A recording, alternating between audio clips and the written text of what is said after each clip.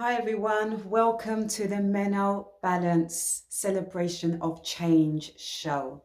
This show is going to be all about menopause.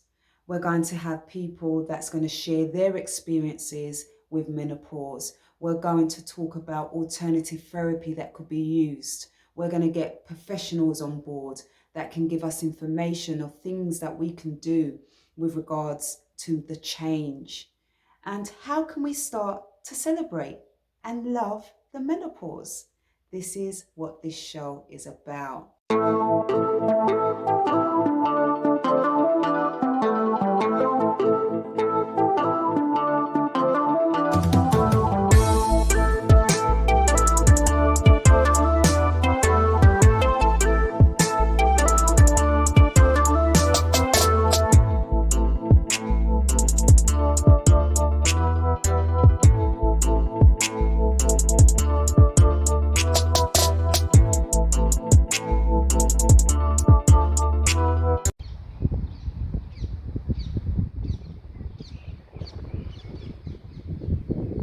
My menopause started around 10 years ago, and it came about because I had surgery. So I had a hysterectomy, and what that done was spark off my menopause straight away. I had no warning or no inkling that it was going to start that quickly. The symptoms that I experienced were hot sweats, my hair falling out. I had to cut my hair very short, brittle bones. I ended up having arthritis, and my arthritis was so severe that I could no longer kneel down. I couldn't run fast, so I couldn't run for a bus, and constant pain, just constant pain. Sleepless nights, being moody, and my emotions were up and down. My dietary had to change. I could no longer eat meat, chicken. I took out fish out of my diet. My body was just not handling those sort of foods anymore. Basically, my whole body system had to change. I had to bring in exercises. I had to change my food intake. I had to meditate even more for the balance of my hormones. It just was a massive change to my life. I'm just on my way to interview a lovely lady called Nimi, who is experiencing the menopause at the moment. So she's just going to be sharing her experiences with the menopause and just how it is for her, really. So it'd be really nice to see what she says, and yeah, let's see how it goes. Okay, so we're doing this show called the Menobalance. um I just wanted to just really have a chat to really talk about the effects menopause have on us when we have to communicate with others and when we have to do the social life. Because it's always okay when we're getting these feelings, and it's in our mind, it's in our body, we don't feel too good, we got fatigue, our body don't feel well, we don't feel well, but other people on the outside don't understand. How do you cope with that part of it? My menopause started when I was having stressful days at work and with my family environment. The stress was giving me some severe effects in my body, and I felt my childhood traumas is strongly linked to the menopause. I felt anxious and fearful again, and my anxiety actually triggered more of the bodily effects, and the response to that was my early menopausal symptoms that started.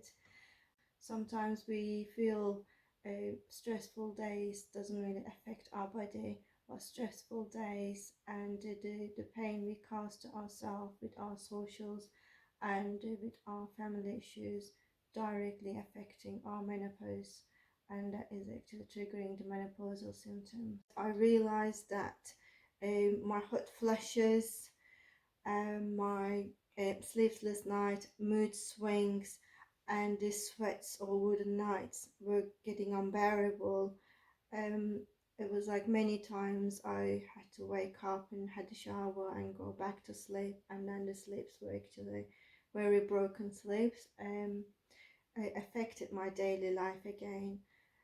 Many days and many weeks I carried on with the herbal remedies. That was beautiful to have some herbal supports, but the symptoms were getting really um, heavy, and I turned to my GP and I got the advice from my GP. They're giving me the HRT treatment, which I'm still using it, and it really helped me. Nature helped me, in particular around nature. I started winter swimming in the Beckenham Park. If anyone is in South East London, would know beautiful park in Beckenham. There's a lake is in the middle of the park, and we started winter swimming in there in the lockdown in 2021.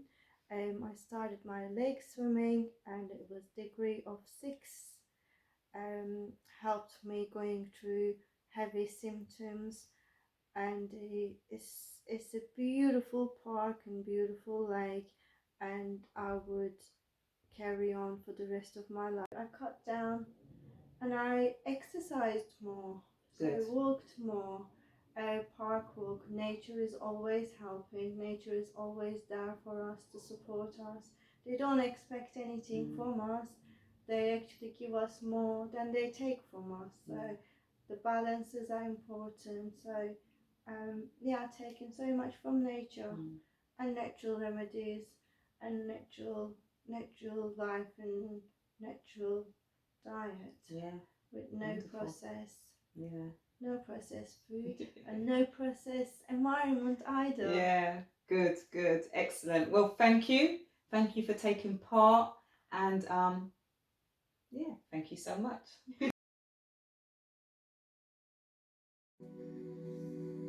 There we have it, our first episode of Menobalance.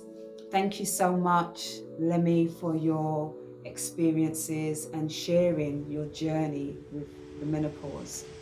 I'm going to finish off with a little clip of an author and a psychiatrist called Daniel Armin. Now, Daniel Armin is someone that deals with the brain, and he's been doing a lot of research, and he's got his own clinic in America with regards to your brain and how your brain works and how our body affects our brain. And I just saw this clip and I thought this would be a great clip to have at the end of the show. So I hope you enjoy it. And that's it. So until next time, love and peace always. See you later. Your hormones can enhance your life. Estrogen actually helps language develop on both sides of your brain, which is why you may have more to say. But all of the hormones are important. Testosterone in particularly, I've seen low levels of testosterone even in many young women. I think it's because of all the toxic products we put on our body.